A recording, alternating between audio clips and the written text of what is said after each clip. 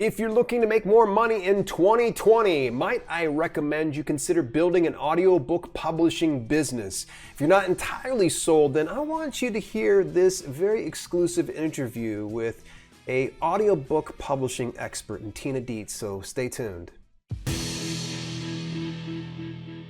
Hey, I'm Dale, a best-selling author as well as self-publishing advocate that wants to show you how to publish books that sell. And if you want that too, make sure you hit the subscribe button and ring that bell notification on and hit it to all. That way you don't miss a single one of these videos. If you've followed this channel long enough, I'm sure you just know my opinion when it comes to this. And if you're brand new to this channel, welcome. And I'm just going to say this right now. I am bullish when it comes to getting into audiobook publishing. And there are so many reasons to get into it.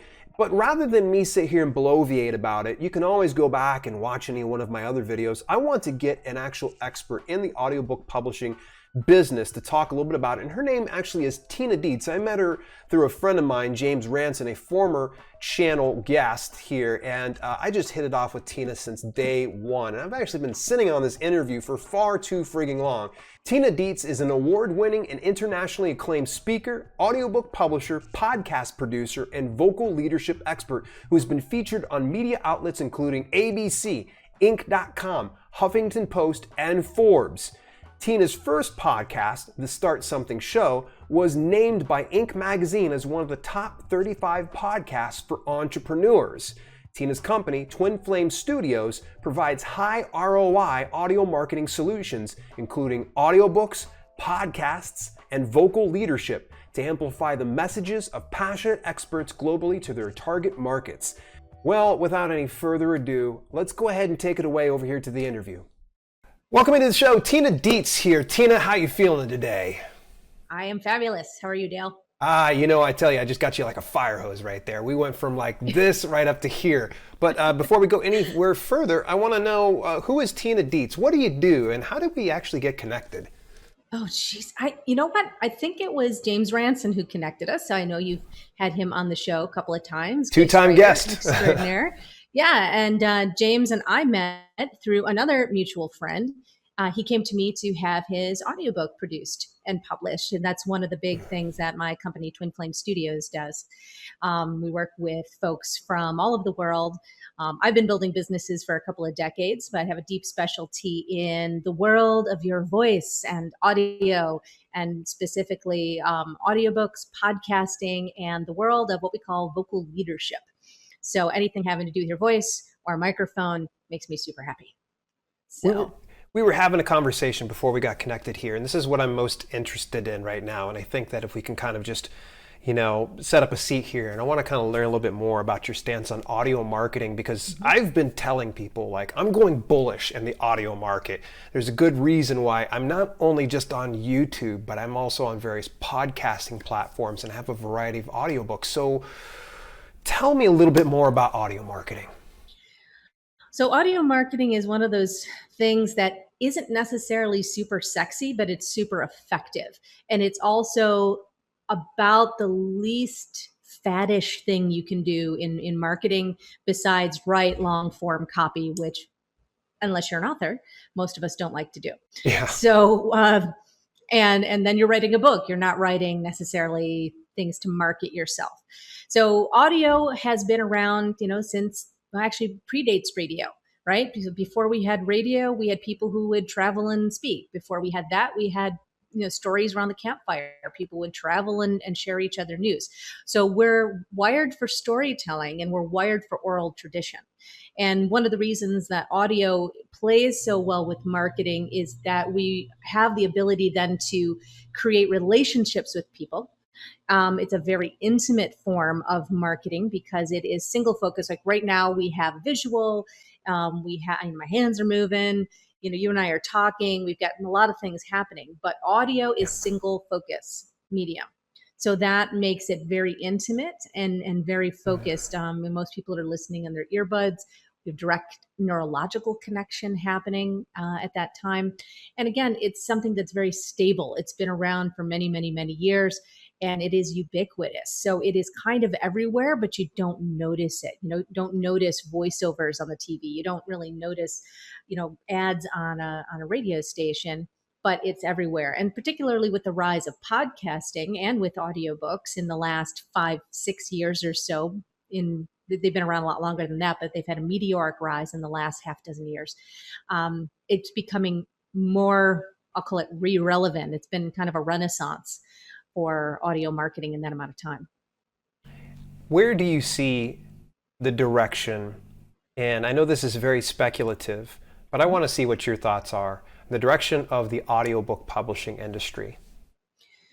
That is a really good question, because still Audible is the 500-pound gorilla in the room. They still have 2/3 of the market share, if not more.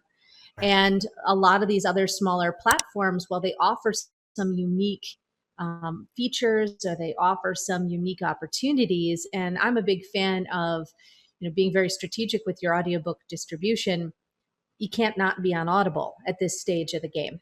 And I'm interested to see what's going to happen with, for example, the closed captioning lawsuits that have been happening with Audible. I'm very curious to see what's going to happen, if anyone is going to be able to get the backing and the funding to compete with Audible, because right now, in the world of podcasting, Spotify has doubled down and spent like $500 million in the last year to try to become a leader in the podcasting world. We haven't seen that happen with any competitors with Audible. So Spotify is looking to compete with iTunes, but we're not seeing anybody looking to compete with Amazon. As a matter of fact, Amazon continues to grow at a rate that is, if you're in business, can be a little bit scary. So they're definitely an eye on the market. They've had 90 plus job openings on their website. Yes, I'm a nerd. I follow this for the last 4 years running constantly. So they're opening up new markets: China, India, other places in Europe. I think what we're going to see is, before we see a competitor to Audible, we are going to see far more countries open up to audiobooks, which is good news for authors in general. If a person has an audiobook, this is a common question I get a lot, and I hope you can kind of shed light on it. They have an audiobook. They don't really know how to promote it, because there's no, say for instance, in an instance of Audible, there's no native advertising for it, like Amazon ads. What are some other ways that we can actually advertise or market this audiobook that we just released? Well, the audiobook is, I want people to think of it as an asset. So it's certainly something you can sell, but it's also, because it's in a different format than the rest of your books, it's something that you can use. And where I see authors kind of underutilizing their audiobook is, for example, in use of the 5-minute retail sample. So that little 5-minute retail sample is a little piece of audio gold. You don't have to use all 5 minutes at once, first of all. You can slice and dice it different ways. And you can use up to 15 minutes of your audiobook for promotion. So you can be strategic about the clips that you pull from your audiobook. And so, for example, create audiograms. An audiogram, for those who aren't familiar with it, is basically a social media shareable piece of audio. And you can close caption it, which is highly recommended for video, as I'm sure you have showed people in the past. And it's a highly shareable social media object, and you can create a bunch of those to help people make your audiobook more discoverable. I also think that it's important to get your audiobook out onto audiobook specific marketing platforms like Chirp, which is offered through Findaway Voices and offers discounted audiobooks. And again, increase your findability. And Audiobook Boom, which again, you can use some of the gift codes that you get if you're going through acx.com, going through Audible, and you can basically give gift codes in exchange for reviews, honest reviews, get the word that way. Those gift codes too, I mean, are highly underutilized for getting reviews. Yeah. More reviews actually improves your standing. Running giveaways, running contests for your Audible credits are certainly another way to increase the visibility of your audiobook. And then being a guest on podcasts. You've got to figure, if somebody's listening to podcasts, they're into audio. And so when you're matching mediums like that, you are more likely to be able to have people who are already interested in audio listening then to another audio format. And you can use that 5-minute retail sample, offer it up to your podcast hosts and say, hey, you know what? I've got an audiobook. Would you like to put the 5-minute retail sample in the show notes? Or would you like to cut it into the interview? And then that gives the show host the opportunity then to create an affiliate link back to your book on Amazon. And so they get a little bit of something and you get more traffic and more sales. And I'm a big fan of pushing people back to your Amazon page where they can see all the formats of your book and get a nice case of might as well-itis and get more than one version of it. Yeah, exactly. Boy, you're really dropping some serious 411. I love a lot of these tips. Right away, I'm kind of kicking myself because I've been on numerous podcasts, but yet I'd never thought about using, say, the retail audio sample, or for that matter, using the giveaway codes as an incentive for listeners for specific podcasts. Big kudos. Let's talk a little bit about self-promotion. Man, there's a lot of people out there. We're indie authors. We're shy folks. We don't like to get out there and brag about ourselves, but ultimately, you and I were kind of discussing this, self-promotion is a necessity if we really want to succeed in this business. So how can I do this without feeling really uncomfortable or sounding weird? Yeah, it's a whole world of how do I spread the word about my work without either sounding like a schmuck or feeling like one. And as for the feeling weird part of it, that will go away with some practice. But that is one of those things where, as one of my mentors once told me, Tina, sometimes you just got to suck at things until you suck less. And it's a sad Well put. but true. It's just a truth of life sometimes, is that you have to have the training wheels. You've got to stumble a little bit. You have to risk looking foolish for the sake of a dream or for the sake of building something that you're proud of. And guess what? We're all human. We all do it. And most of the time, we feel like we look a lot worse than we actually do to other people. What happens in our internal conversation is way worse than how it looks on the outside most of the time. So to talk about self-promotion, we have to talk about cookies. Do you like I'm game. cookies? Let's do it. Okay. So if you imagine that and I speak to the collective you of everyone kind of watching this, that you have just baked, let's assume you can bake, a fresh baked plate of cookies, your favorite kind.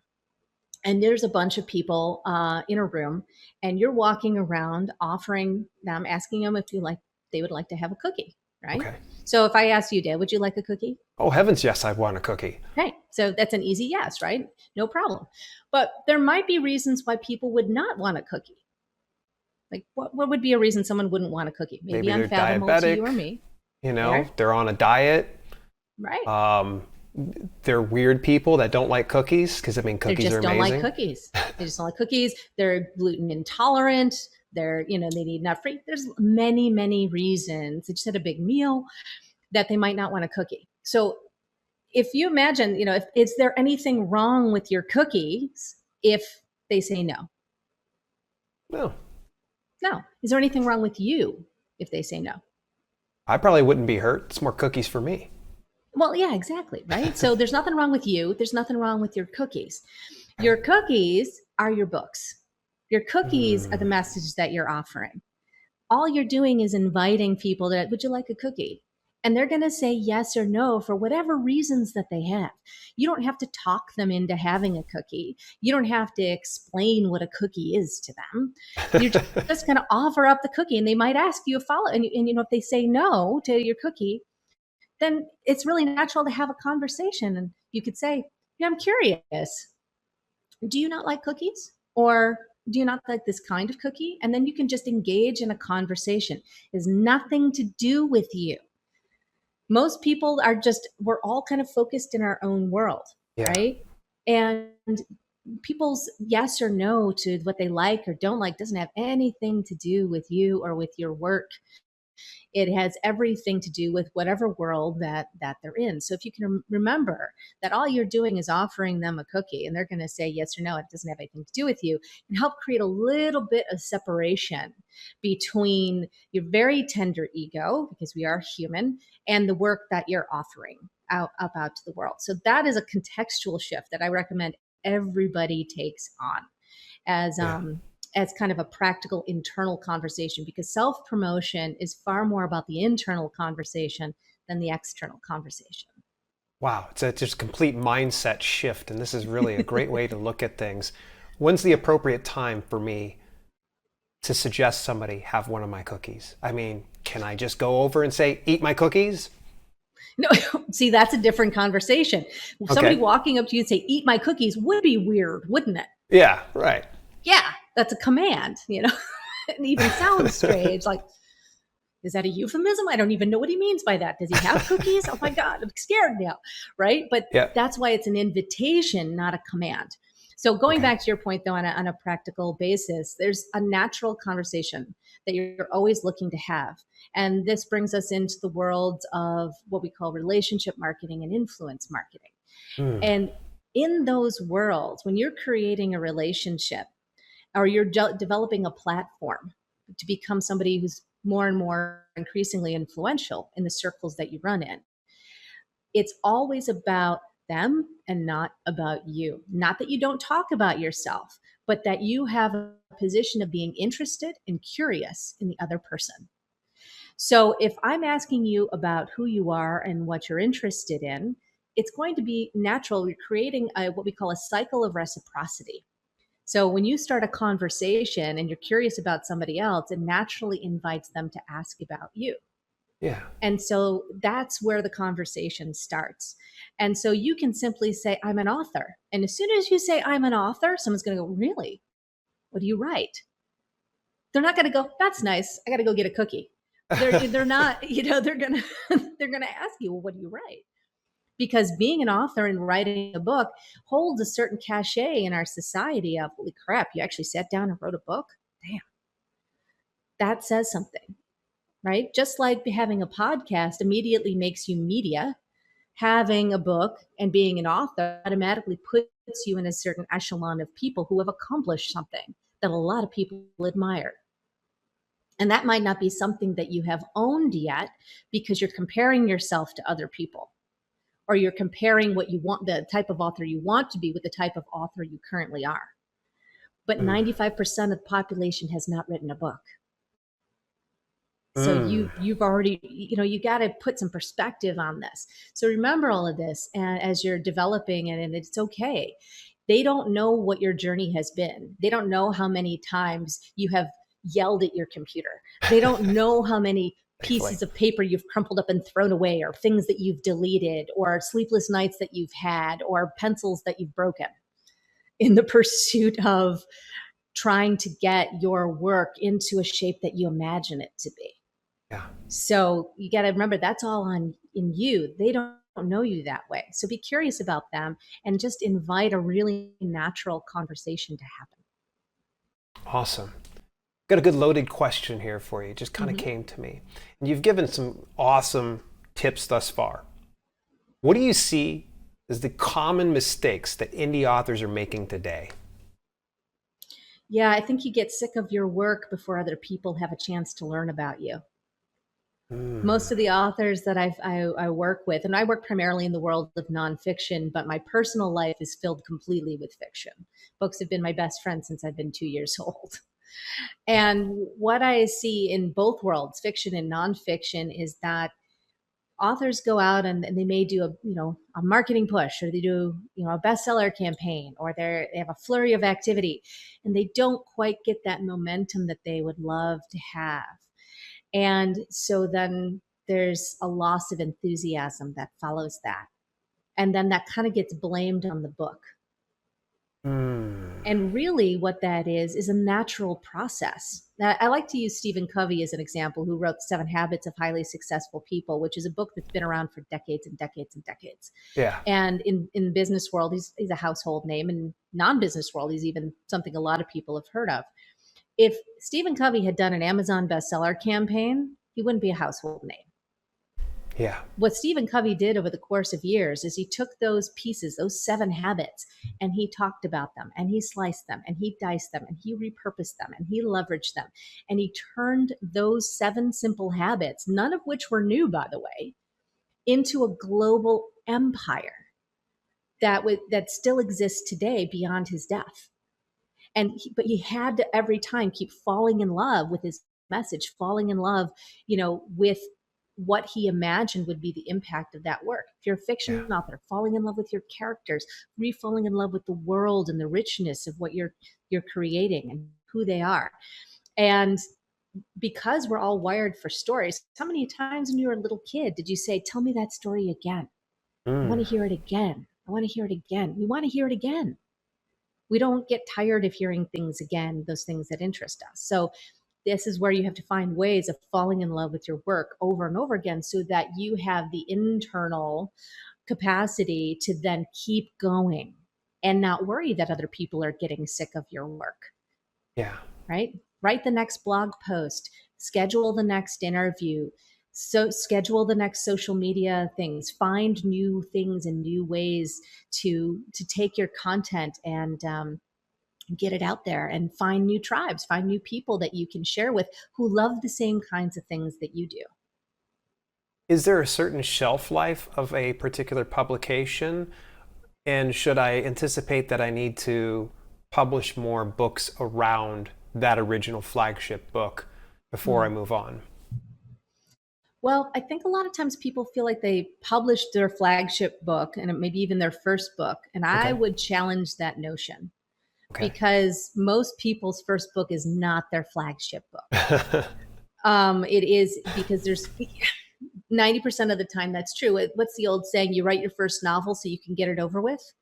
I don't think there's ever like, it's like you got to get over writing your first novel just so you can get it over with. But um, there's so much more inside of us usually. But if you feel like that's the case, then yeah, I think it's important to create additional pieces around that. Are you going to create short stories or novellas? Are you going to develop a sequel? In the case of nonfiction, are you going to develop a workbook or an audio series, for example? Or, is there a natural follow on? In terms of shelf life, I think that happens more in nonfiction, particularly if you are in a world that needs to be updated constantly, like marketing or social media. As opposed to things that are a bit more timeless, like relationship building, um, public speaking, things like that. But fiction, I think, has a really long shelf life most of the time. And particularly since characters can evolve outside of the book. And that's where fan fiction comes into play, and creating the opportunities for people to contribute either fan art or fan fiction, or maybe you're creating additional backstories or origin stories that don't get fully fleshed out in the book. There's a lot of opportunity to increase the richness of a world outside of a main body of work. Tremendous. About a few months ago, you sent me beta access to your audiobook publishing course. I want you to tell me a little bit about that and how viewers can get their hands on it. Well, that course, it actually is still in beta because we like to test and retest and things like that. Okay. But you can actually, sign up basically for a pre-order of the course, which actually is going to benefit you a lot, because our first listeners and readers, you know how that works. We're going to be offering that at a rate, because we're looking for your feedback, that is going to be much lower than we offer it, say, a year from now. And if you go to launchyouraudiobook.com, you can download the best practices guide that we have for creating audiobooks, which is kind of a step-by-step guide on how the audiobook process works for independent published authors. And then we kind of give you a whole set of case studies and things like that, the commonly asked questions around audiobooks, like when should I launch? What are my options for publishing? All kinds of things we cover for you. And then that'll actually be coming out in about the next month or so. So if you want to get Nice. their hands on that, it's the perfect time to sign up. As an author, okay, you've given me a lot of great information here. I'm thinking about breaking into podcasting. Should I do it? Is it going to be worth it? Is it going to be hard? It can be worth it, and yes, it may be hard. So, but like anything, like writing a book or getting anything done, something worth doing is worth doing well. Where I recommend most authors start is with podcast guesting rather than starting their own podcast, because that gives you a view on the podcasting industry and options that you might not know about. And rather than trying to dive in and do it all yourself, it's also a podcast guest doesn't cost you anything but your time. Yeah. Most 99% of podcasts don't charge people to be guests. There are a few out there that do, but the vast majority of them don't. And so being savvy about finding the places where you can be a guest, knowing the etiquette, kind of the best practices to get on more shows and showcase yourself, as well as be a good guest to make sure that you're not kind of putting your foot in your mouth. Yeah. Those are all really important things to know as you go, but they're not hard to find out about at all. As a matter of fact, I actually put something together for your listeners and your followers here, Dale. So if they go to twinflamesstudios.com/Dale, I've got two things there for them. One in particular is a vocal leadership workout. Why I included that is whenever I speak, I ask audiences, do you like the sound of your own voice? And 80% of the room is like, no, I don't like the sound of my own voice. And you don't have to be stuck with that. There are some important things for you to know that you can help increase your vocal fluidity, your articulation, things like that, decrease the number of ums and ahs if you're worried about that, and develop an appreciation for the instrument that you actually have. The other thing is a best practices guide on how to get on more podcasts as a guest. And I'm actually include a template, an email template on how to actually cold pitch via email a podcast host. And that's something that I do myself. It's actually it's kind of a Mad Libs version of one of my own templates that I've got about a 50% acceptance rate on a cold outreach, which is pretty high for cold outreach. So It's really good. yeah, so that's all in there. Twinflamestudios.com/Dale. They can do that. And unless we don't send people anything annoying. So you're saying that if I want to break into the podcasting industry, it might be a good idea that I become a guest on the podcast first so I can kind of, I don't know, wade my way through the pool to the deep end. Exactly. And one of the reasons that podcasting is a great place for authors to start is because it's a kinder, gentler world than the world of, say, traditional media.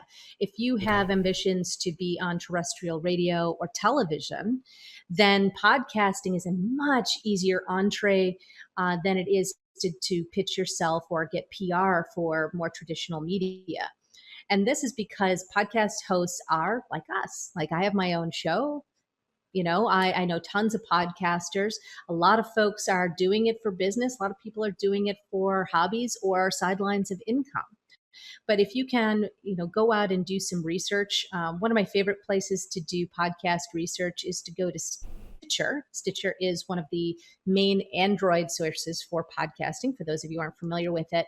And you can search for podcasts by keyword. And their search engine actually is easier to use, in my opinion, than most of the other platforms, including iTunes. And most podcasts are listed on Stitcher. So it's a great place to start.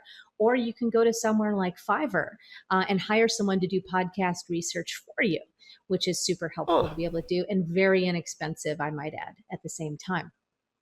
So No kidding. Yeah, absolutely. Oh, you can find people to do just about anything these days. It's kind of crazy. Yeah, exactly. So this is really kind of cool. So if I'm somebody who is camera shy, clearly I'm not, podcasting might be my solution then? Yeah, that's another good point. A lot of folks aren't super happy to be on camera or, dealing with lighting and backgrounds and microphones and all this other stuff. Yeah. This is actually a Sennheiser USB headset microphone. Oh, This nice. is actually $35 on Amazon. And It just plugs into your computer, and I highly recommend it for podcasting or if you're doing Zoom calls or stuff like that. And you don't have to spend $100 on and this is a very sensitive mic. The Yetis are much more sensitive. This is nice and noise canceling. You can take it traveling. And like I said, for $35, it's called the Sennheiser 8 or Sennheiser 8. And you can find that on Amazon. Tremendous. So I don't have to plunk down hundreds of dollars in order to just break ground into podcasting then. Not at all. Not at all. And most podcasts are done audio only. So, Yeah. You can show up, no face on, pants optional. It's all good. In the event I approach a podcast that does do a visual aspect of things, what's a delicate way for me to kind of say, I don't want to be on camera? This is where it comes into play where you're doing your research ahead of time. So it's really important if you're going to pitch a host that you've actually listened to the show. That I cannot overstate that more. It's please do not pitch someone without listening to their show and find out, first of all, is the show still live? Do they actually take guests?